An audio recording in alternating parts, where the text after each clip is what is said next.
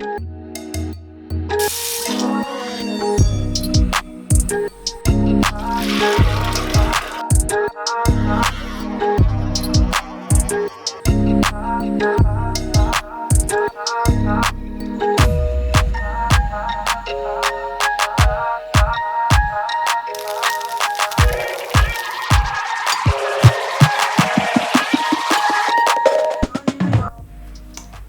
guys, how's it going?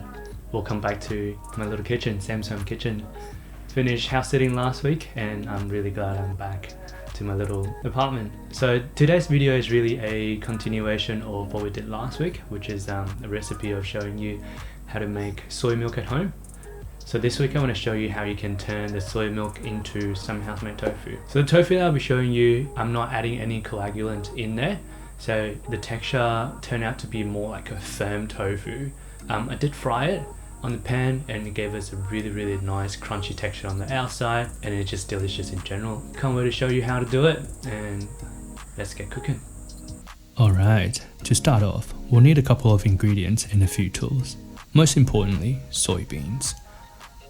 If you've been following the channel, we did a recipe on soy milk, which I'll put a link in the top right corner as a card. Next, we will need a kitchen towel. This is all we'll be using to strain the liquid out when making tofu. Next thing, we'll need a strainer. The shape of your strainer determines the shape of your tofu. And then a bowl. Some vinegar to make tofu curdle. And some salt to season, as always. It's super simple to make. We'll skip the soy milk making part, but we won't skip the B-roll.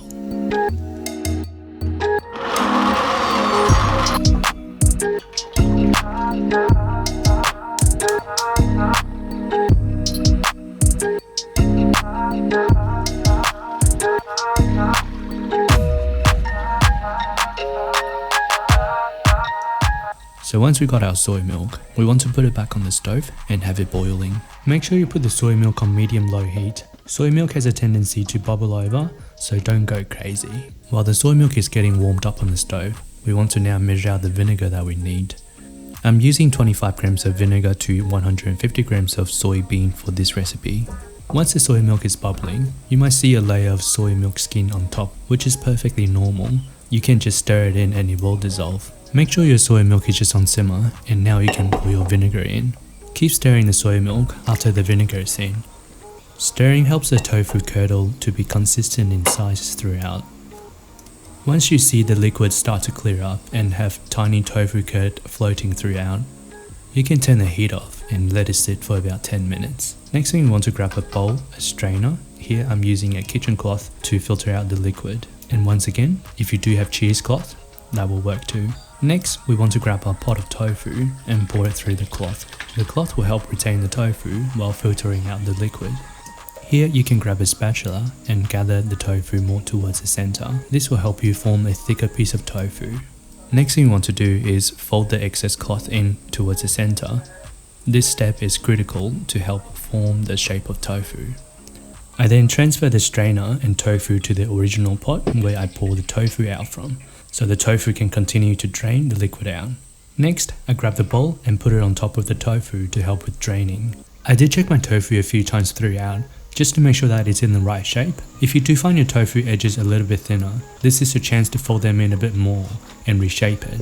I let the tofu drain for about 20 to 25 minutes, and this is what I got as the end result. I find the tofu made with this method less structured. It's great for tofu scrambled. However, if you like tofu pieces, pan frying helps holding it together.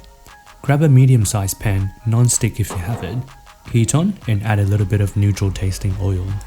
The pan doesn't need to be scorching hot, but if it's not hot enough, your tofu will tend to absorb more oil than it should. Transfer the tofu into the pan and you should hear it sizzling. Give your tofu 5 to 10 minutes. You can flip it over once the bottom is golden brown. Once both sides reach to golden brown, you can get it out of the pan and cut it into strips. So here goes the cost breakdown. 150 grams of soybean was about 37.5 cents, 25 grams of vinegar was about 1 cent. Altogether, one serve of tofu comes to 38.5 cents. Not bad. For lunch, I cut the tofu into cubes and pan fry until crispy. Toss them in with some quinoa, carrot and celery. Drizzle with some olive oil and season with salt and pepper. Pretty wholesome, but a light meal. Great for the summer season here in Australia.